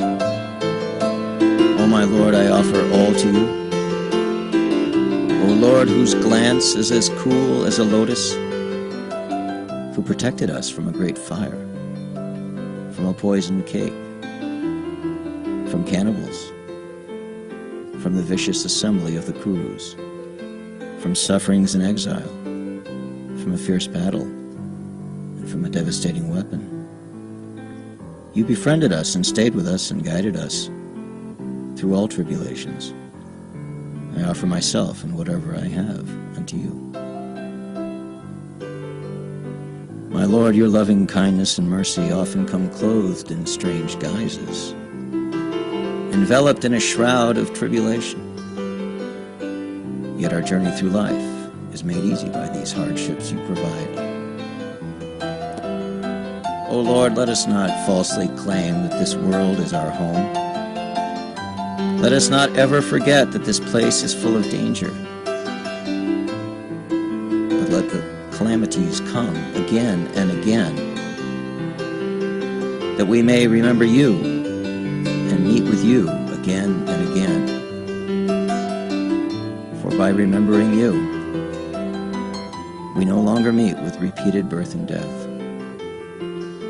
O Krishna, those who always hear your glories, who always repeat your glories, who always see you in all things, and who always take pleasure in your pastimes, certainly find shelter at your lotus feet. My Lord, you can be easily approached, but only by those who are exhausted with sensual pleasure, unimpressed with opulence, unimpressed with fame and wealth, with prestigious birth, with scholarship, only by those who are finished with idle talk, finished with mundane beauty, finished with all forms of religiosity. My Lord, I am not afraid to be abandoned by luck, by good fortune, by friends or relatives. I am not afraid to be handled roughly. I am not afraid to wander the streets homeless like a beggar.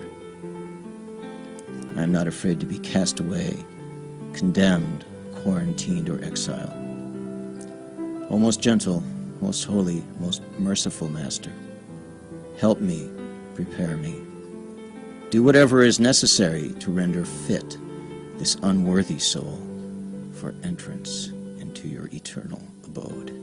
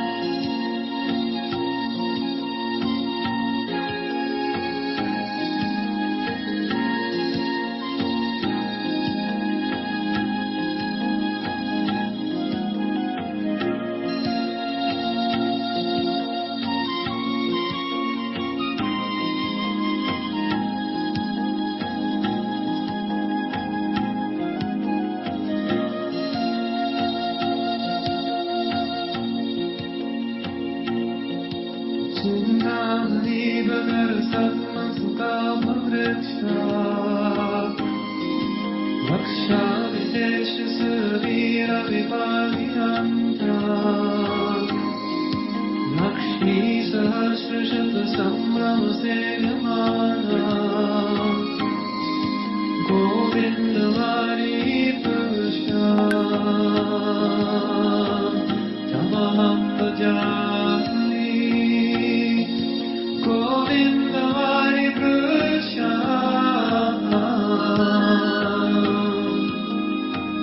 तमहं भजामि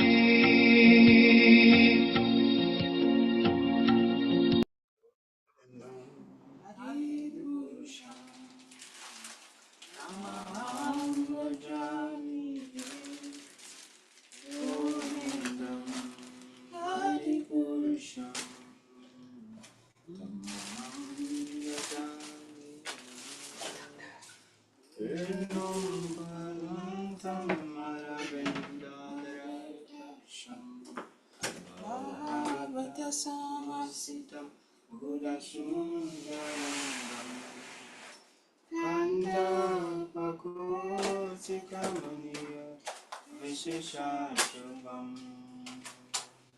Govindam Adipurusham Tamaham Bhajami Anganiyasya Sakalan Priyavriti Manti Pashanti Panti Kalyanti Shira Jaganti Pandachimaya Sadhu Jala Vigrahasya Govindam Madipurisham Tamaham Bhajami Govindam Madipurisham Tamaham Bhajami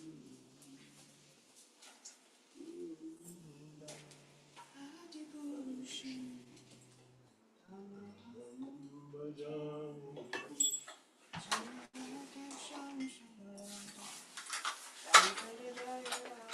Jaya Radha Shyama Sundara Jaya Radhe Jaya Radha Lalita Vishaka Jaya Radha Lalita Vishaka Lalita Vishaka Jaya Radhe Jaya Jagannath Jaya Jagannath Jaya Baladeva Jaya Shriva Jaya Jagannath Jaya Baladeva Jaya Gauravita Gauravita Gauravita Jaya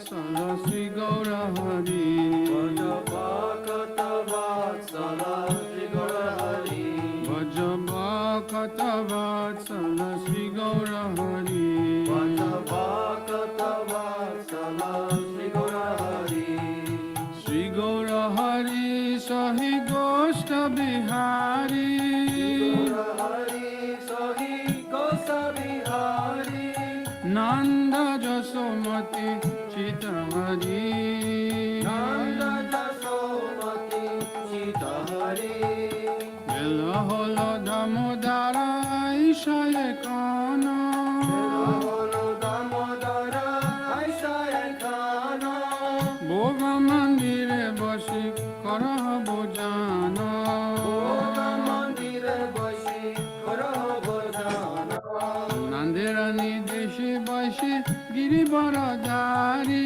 Nandirani Deshi Bashi Divaradari Baladeva Saha Saka Baise Sari Sari Baladeva Sahasaka Bashi Sari Sari Shukta Shakhari Vaji Nalita Kushnanda Shashakari Baji Naita Kushnanda Dalidana Dugda Tumi Dari Mocha Kanda Dalidana Dugda Tumbi Dali Mocha Khanda Uda Bora Mash Bora Rotika Gritana Mukha Bora Masha Bora Ratika Vitana Shaskuli Pistaka Kir Puli Payasana Raskoli Pishtaka Kir Puri Payasana Kapura Amrita Keli Ramba Kirashara Kapura Amrita Keli Ramakira Sara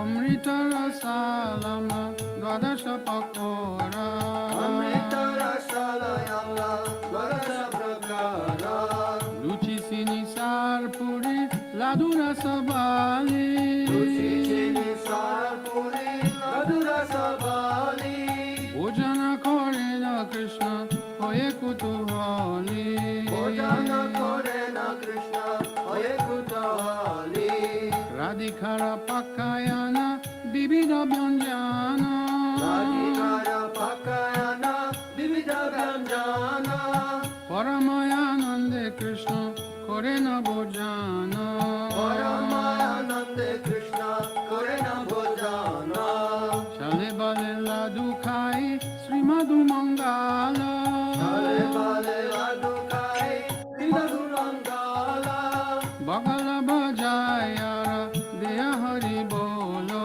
Bhagala Bajayar Deya Hari Bolo Radhikari Gani Heri Nayanera Kone Radhika Gone Heri Nayane Rakhone Tripta Hoye Khai Krishna Jasoda Bhavane Hoye Khai Krishna Jasoda Bhavane Bhojanande Piye Krishna Subhasita Bari Bhojanande Piye Krishna Shubhashita Bari Sabe Mukha Prakaloy Hare Sari Sari Sabe Mukha Prakaloy Hoye Sari Sari Astamukha Prakaliya Jata Sakagane Astamukha Prakaliya Jata Sakagane Anande Vishrama Kore Baladeva Sane Anande Vishrama Kore Baladeva Sane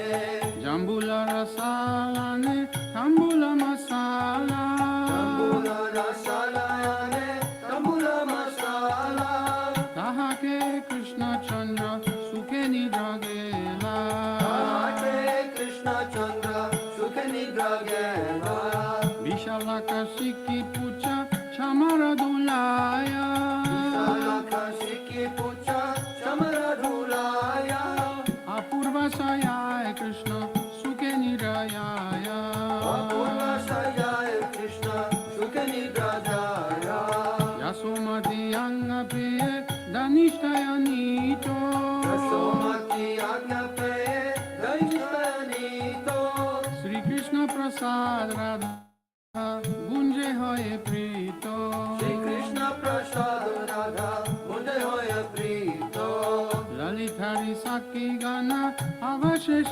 পায়া ললিতাদি সখী গণ অবশেষ পায়া মনে মনে সুখে রাধা কৃষ্ণ গুণ গায় মনে মনে সুখে রাধা কৃষ্ণ গুণ গায়া হরি লীলা একমাত্র যাহার প্রমোদ হরি লীলা একমাত্র জয় প্রমোদ ভোগারতি গায় ঠাকুর ভক্তি বিনোদ ভোগায়তি গায় ঠাকুর ভক্তি বিনোদ ভজ ভকত বৎসল শ্রী গৌর হরি ভজ ভকত বৎসল শ্রী গৌর হরি ভজ ভকত বৎসল শ্রী গৌর হরি ভজ ভকত বৎসল শ্রী গৌর হরি শ্রী গৌর হরি সহি গোষ্ঠ বিহারী শ্রী গৌর হরি সহি গোস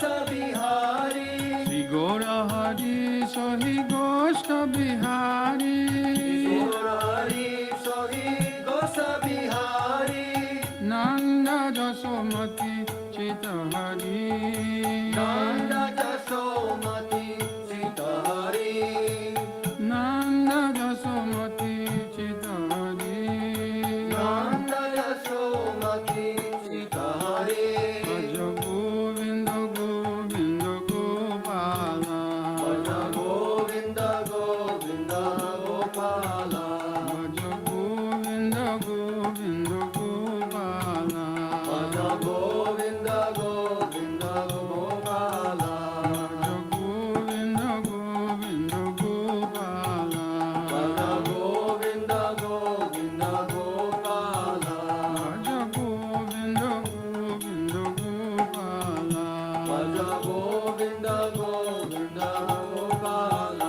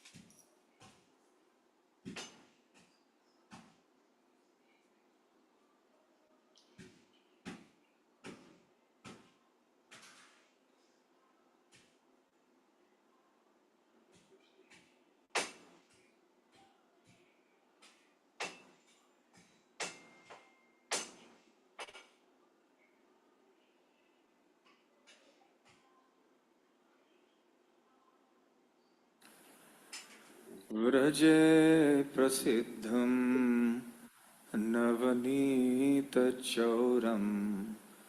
गोपाङ्गनानां चदुकूलचौरम्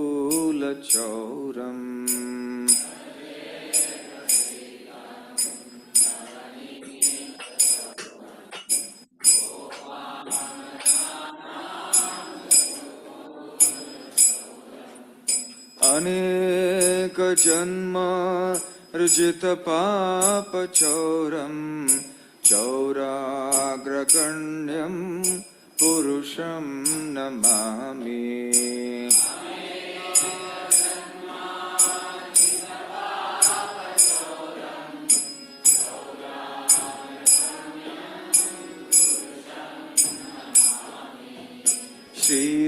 श्रीराधिकाया हृदयस्य चौरं नवाम्बुदश्यामलकान्तिचौरम्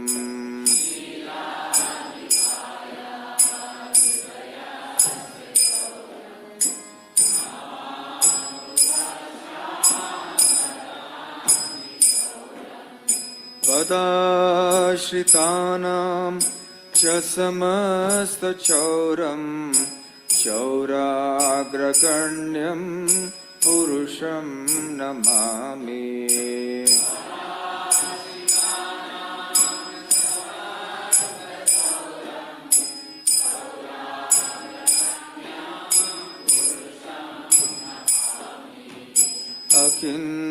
काञ्चनीकृत्य पदाश्रितं यः करोति भिक्षुं पथिगेहहीनम्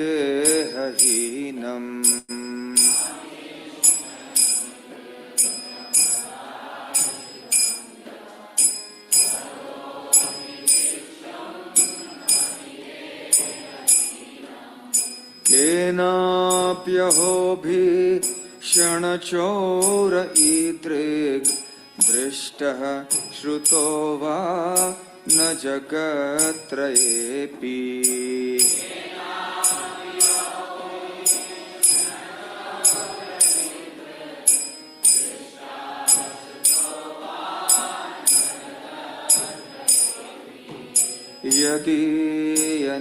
यदीयनामापि हरत्यशेषं गिरिप्रसारान्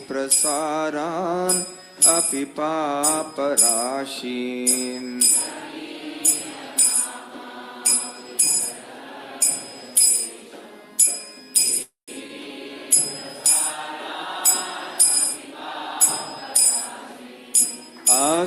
आश्चर्यरूपो ननु चोर ईदृक् दृष्टः श्रुतो वा न मया कदापि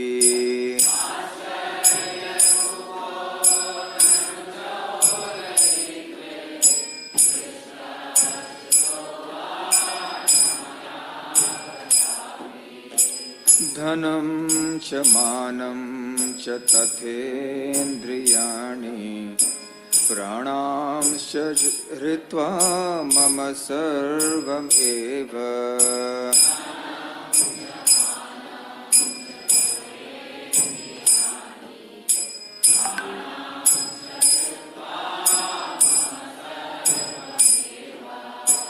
पलायसे कुत्र धृतोऽद्य चौर त्वं भक्तिदाम्नासि मया निरुद्धः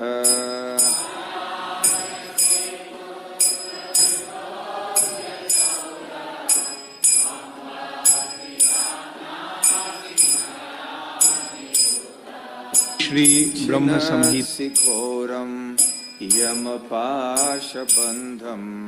भिनत्सि भीमं भवपाशबन्धम्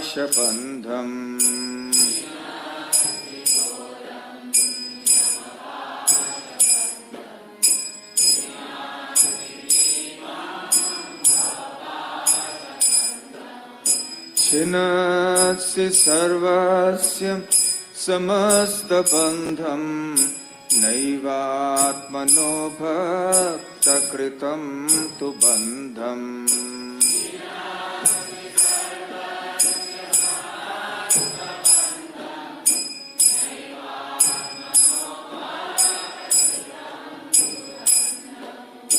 मन्मानसे तामसराशिघोरे कारागृहे दुःखमये निबद्धः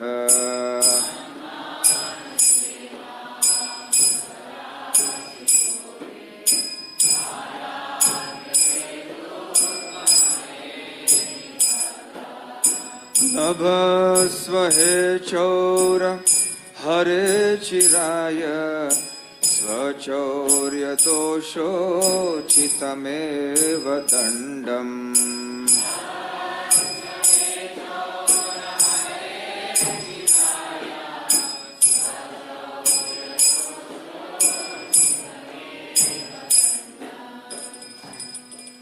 कारागृहे वस सदा हृदये मतीये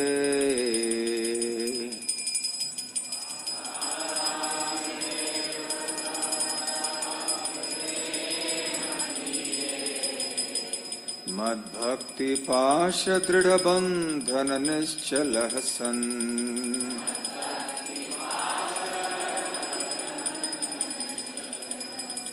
त्वां कृष्ण हे प्रलयकोटिशतान्तरेऽपि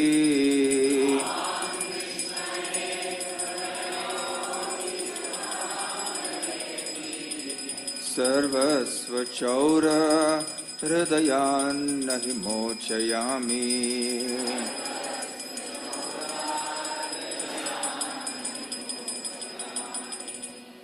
व्रजे प्रसिद्धं नवनीतचौरम् गोपाङ्गनानां च दुकूलचौरम्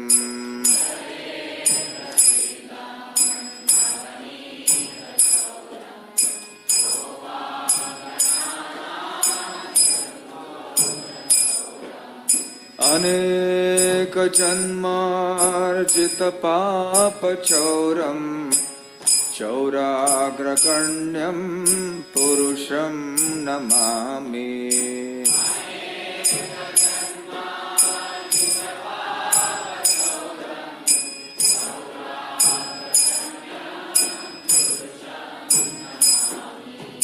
हरे कृष्ण कृष्ण कृष्ण हरे हरे हरे राम राम राम हरे हरे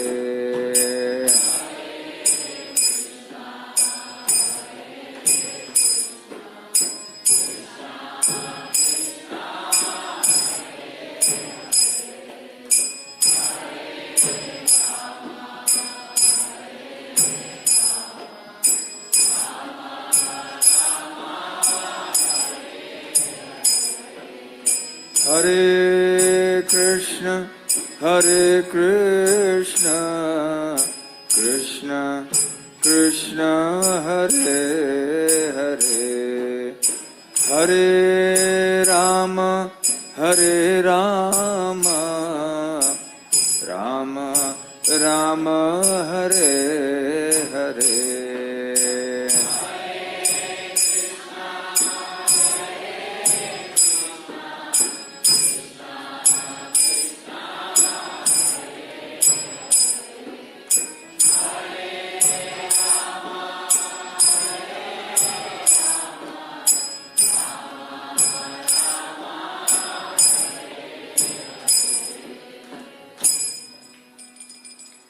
श्री चौराग्रगण्य पुरुष